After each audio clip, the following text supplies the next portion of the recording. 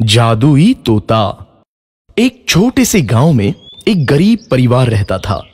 उस परिवार में रामू और उसकी बीवी सीता उसके बेटे चिंटू के साथ रहते थे। उसी गांव में एक तोता भी रहता था। उसका नाम था रघु। वो किस्मत का धनी था। जहां भी जाता वहां किसी भी चीज की कमी नहीं पड़ती थी। एक दिन रघु उड़ते उड़ते उस गरीब परिवार के घर गया। रघु सोचता है, अरे वाह, लगता है यहाँ आज बहुत अच्छा खाना मिलेगा। मैं पेट भर के खाऊंगा। वो एक कटोरी में रखे अमरूद देखता है। अरे वाह, अमरूद, मुझे तो ये बहुत पसंद है। मैं तो इसे पेट भर के खाऊंगा। रघु तोता अमरूद खाने ही लगता है। तभी सीता रघु को अमरूद खाते देखती है तो गुस्सा हो जाती है और उसे वहां से भगा देती है। भाग यहाँ से, न जाने कहां से आ जाते हैं। मैं तो परेशान हो गई हूं इनसे। सीता के भगाने के बाद रघु चुपचाप से एक कोने में रहता है। धीरे धीरे उस परिवार की बरकत होने लगती है।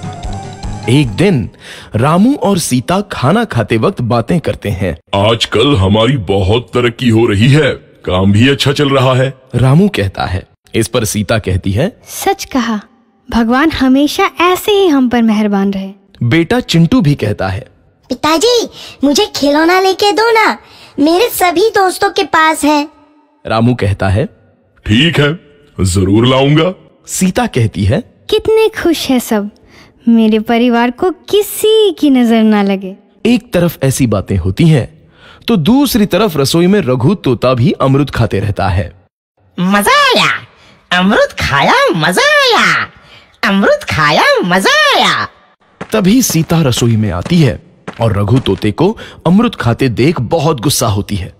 सीता रघु को बाहर निकालने के लिए पिंजरे में अमरूद रखती है। रघु जब अमरूद खाने लगता है तो पिंजरे का दरवाजा बंद हो जाता है और वो उसमें फंस जाता है। मुझे बाहर निकालो, मैं यहाँ फंस गया हूँ, मुझे बचाओ। अगले दिन सीता पिंजरा उठाकर बाहर दूर उस रघु को छोड़ देती है। रघु के जाते ही उनके घर आई बरकत धीरे धीरे कम हो जाती है। उन्हें बहुत घाटा होता है। सीता कहती है, ये क्या हो रहा है, अचानक इतना कैसे बदल गया? अभी तक तो सब कुछ अच्छा चल रहा था।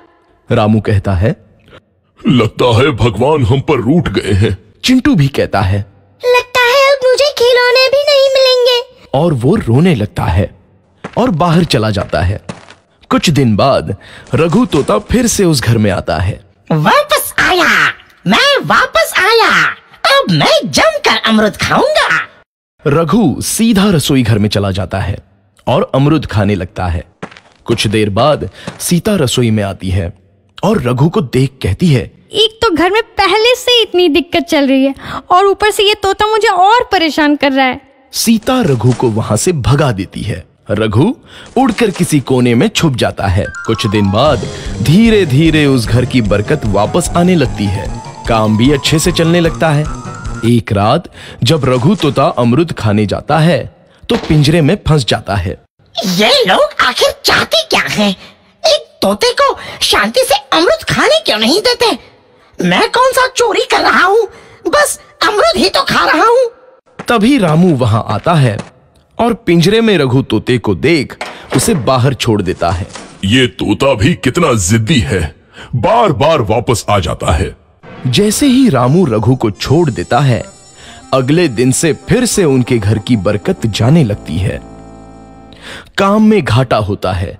किसी को समझ नहीं आ रहा था कि ऐसा क्यों हो रहा है। रघु तोता घर आता है तो अचानक बरकत आती है और जब रघु तोता को बाहर निकालते हैं तो बरकत चली जाती है। एक दिन सीता रघु तोते के घर आने और बाहर जाने की स्थिति पर नजर रखती है।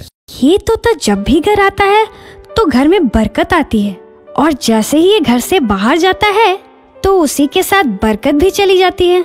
कहीं ये जादुई तोता तो नहीं है? अगली बार जब ये तोता घर आएगा तो मैं इसे कहीं नहीं जाने दूंगी। सीता रघु का बहुत इंतजार करती है लेकिन रघु तोता दोबारा उस घर में कभी नहीं आता।